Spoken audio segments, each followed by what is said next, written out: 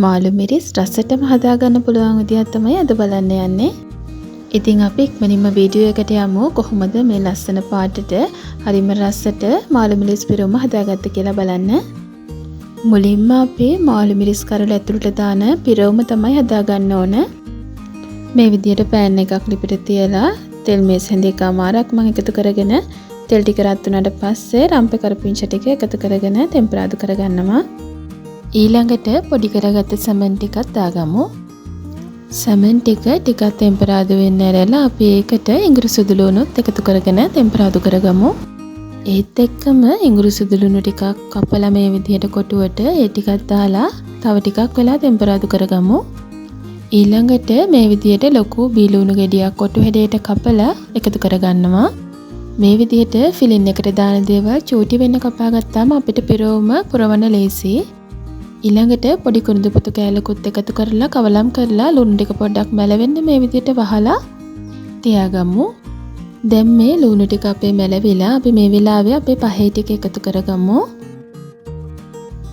දැන් මම කාකුඩු තේ හැඳි කාලයි තුනපාකුඩු තේ හැඳයි මිරිස් කුඩු ටිකක් වෙන්න එකතු කරගන්න ඕන. මොකද මාළු මිරිස් කරලා ඉස්සරහ තියෙනවා. ඊළඟට ඔයාගේ රස අනුව ලුණු කුඩු එකතු කරගෙන මේ විදිහට හොඳට කවලක් කරගමු. ගින්දර ගොඩාක් වැඩි කරගන්න නැතුව සාමාන්‍ය ගින්දරේ තමයි මේ ෆිලින් එක මම හදාගත්තේ. දැන් අපි ෆිලින් එක හදලා ඉවරයි. අපි දැන් මාළු මිරිස් කරලට මේ ෆිලින් එක පුරවලා බලමු. මාළු මිරිස් ගන්නකොට මේ වගේ ටිකක් ලොකු කරල් වලින් ගන්න ඕන. හැකිලිච්ච වගේ මාළු මිරිස් කරල් ගත්තොත් එහෙම මේ ෆිලින් එක දාලා මේ කරල ලස්සනට හදාගන්න බැරුව යනවා. දැන් මම කපා ගත්තා වගේ මාළු මිරිස් කරලා පිහක් ආධාරයෙන් කපා ගන්න ඕන. සැර ගොඩාක් කන්න අමාරු කෙනෙක් නම් චූටි හැන්දක් මාළු මිරිස් කරලා ඇතුළට දාලා ඇට ටික අයින් කරන්නත් පුළුවන්. මේ විදිහට මුළු මාළු මිරිස් කරලම පිරෙන විදිහට මාළු මිරිස් පිරවුම අපි දා ගන්න ඕන. දාලා වැඩි ටික මේ විදිහට අපි අයින් කරගමු.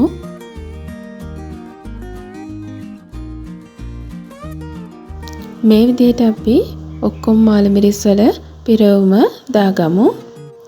මේක වෙජිටේරියන් කෙනෙක්ට හදනවා නම් මේකට සමන් වෙනට අල දාලා හදාගන්න පුළුවන්. ඔයා කැමති විදිහට ෆිලින් එක වෙනස් කරගෙන දාගන්න පුළුවන්.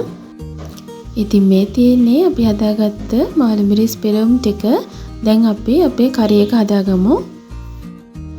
ඉතින් ඒකට මම මේ විදිහට තාච්චියක් ලිපිට තියලා දෙල් මේස හැඳිකමාරක් විතර එකතු කරගෙන තෙල් ටික රත් වුණාට පස්සේ තලාගත් ඉඟුරු සුදුලුණු ටික එකතු කරගෙන මේ විදිහට කවලම් කරගන්නවා. ඊළඟට රුහල් ටිකක් කුරුඳු පොතු කෑල්ලක් කරපිංචා ටිකක් මේ විදිහට එකතු කරගමු.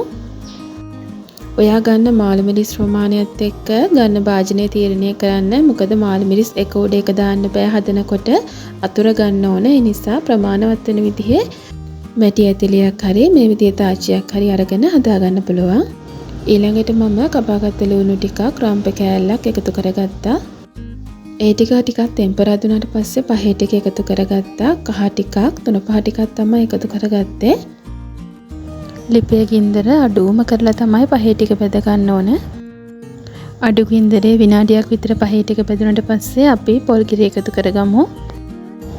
මේ විදිහට මම මාළු මිරිස් ටික වැහෙන ප්‍රමාණයට විතර ඇති වෙන්න උකු පොල් කිරි එකතු කරගන්නවා. දැන් ලිපේ ගින්දර වැඩි කරගමු. පොල් කිරි ටික හොඳින් රත් වෙන්න ඕන. මම මේ වෙලාවේදී උඹලකට ටිකකුත් එකතු කරගෙන මේ විදිහට කවලම් කරගන්නවා. පොල් කිරි ටික රත් වෙගෙන එනකොට අපි පුරවගත්ත මාළු මිරිස් කරල් ටික අපේ තාච්චියෙන් මේ විදිහට අතුරගමු. මාළු මිරිස් පිරවුම අපි මේ විදිහට හදාගන්නකොට අපි කොටාක් හොදි තියලා උයන්නේ නැහැ. මේ කිරි ටික අපි හින්දව ගන්න ඕන. එතකොට තමයි මේක ගොඩාක් රසට එන්නේ. දැන් මේ කරි එක අපි චිට්ටක් කවලම් කරලා මාළු මිරිස් කරලා ටිකක් තැම්බෙන්න විනාඩි 2-3 විතර වහලා උයාගමු.